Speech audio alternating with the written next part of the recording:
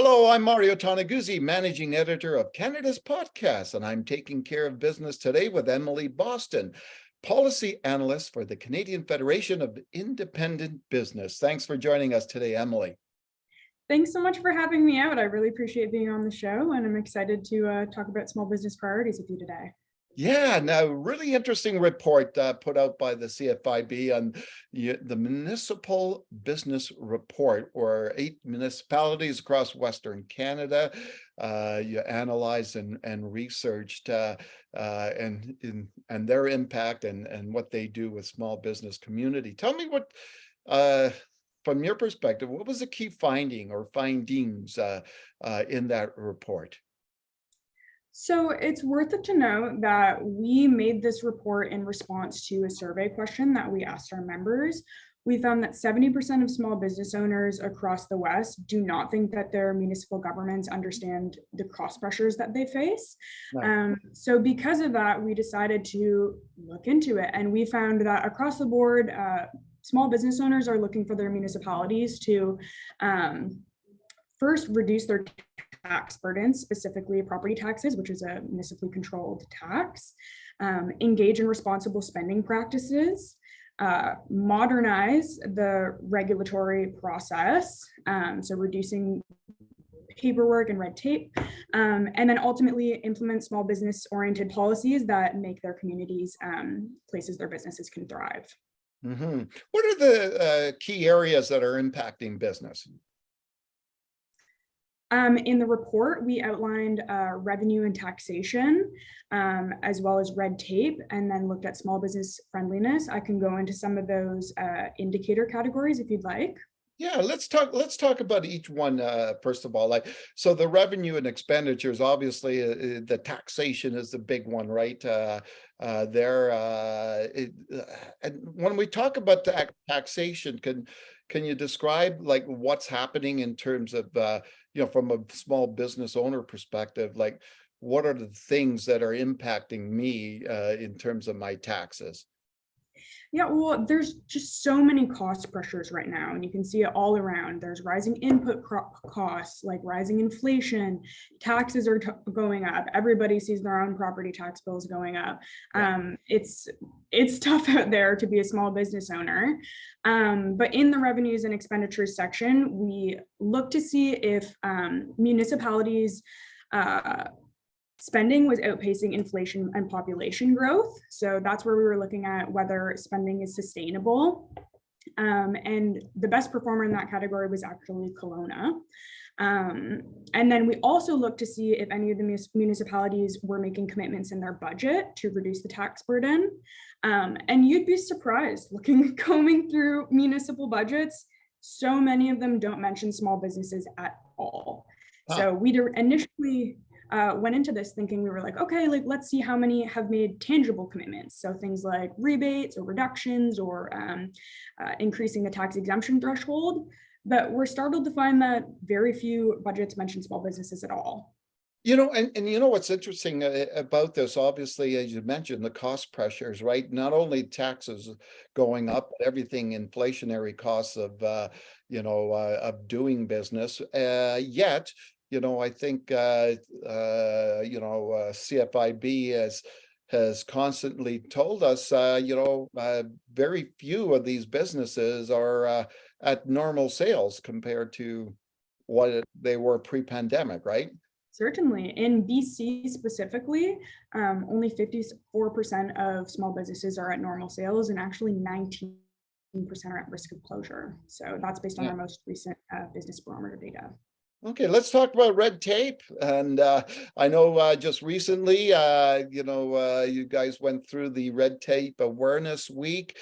Tell me how bad that is for a small business owner, and why why the more red tape there is out there, the worse it is for a small business owner. Certainly. Well, you got me excited, Mario, because I love talking about red tape, and Red Tape Awareness Week is a huge deal here at CFIB. Yeah. Very proud of all the work that went out. Totally encourage people to check it out. But unfortunately, business owners are not that excited about red tape. We had 5 key indicators that we looked at in this section, and they focused on business licensing and permitting. So first, we looked at, this is actually the best scored one in the report. All of the municipalities had an option to apply for business licenses and pay for them virtually, which is great. We saw lots of municipalities transition during and post-pandemic to virtual options. But despite that win, that doesn't mean that there's not still a lot of paperweight burdens for them to get through. So now that they can apply and pay virtually, we're looking for municipalities to implement permanent business licenses so that business owners don't have to keep applying every single year and going through that same process, which challenging, you know. And then we're also looking for the implementation of intermunicipal business licenses.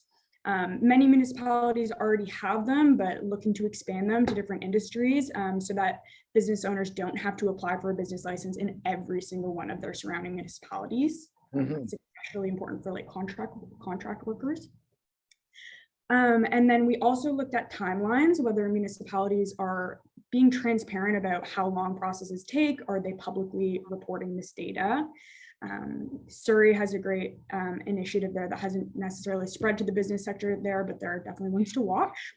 And finally, we looked for red tape feedback mechanisms on municipal websites so that small business owners have an opportunity to share their frustrations with their municipal leaders.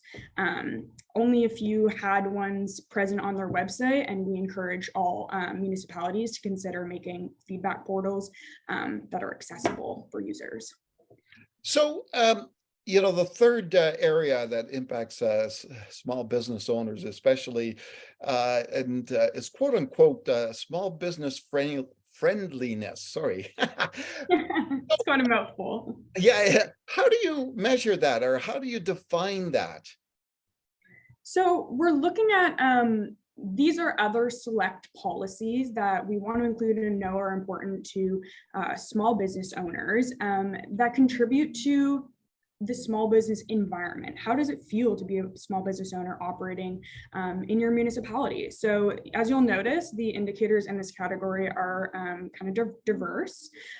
First, we looked again at web pages to see if small business resources were all consolidated in one place. Yeah. When you're trying to find something, you're on the phone, you're on the website, you're looking around for everything. It's good to have everything in one place so that they don't have to run around and waste more time. We also looked at whether municipalities have legislated construction mitigation policies. Currently, no municipality in Western Canada has one. In Montreal and Quebec City, they have them. But the reason we're looking into this is because even though we recognize that investing in infrastructure is really important, a lot of the time these public projects can very negatively impact small businesses in their area, and they feel that financial strain of losing customers, their storefront is covered. I don't know if you're familiar with the Broadway construction project, but that's a great example of a public project that has been significantly impacting small businesses' revenues in the area. So we're looking to do that as well. And finally, we also looked at whether municipalities had adequate feedback on the budget. So we were looking for public consultation there, and the best municipalities are the ones that had numerous ways of submitting feedback. So whether that was hosting town halls at different times to make sure that people were able to attend them, having virtual options, etc. Now, just to clarify for people out there, the Broadway project is in Vancouver, correct? Yes, it is. Okay.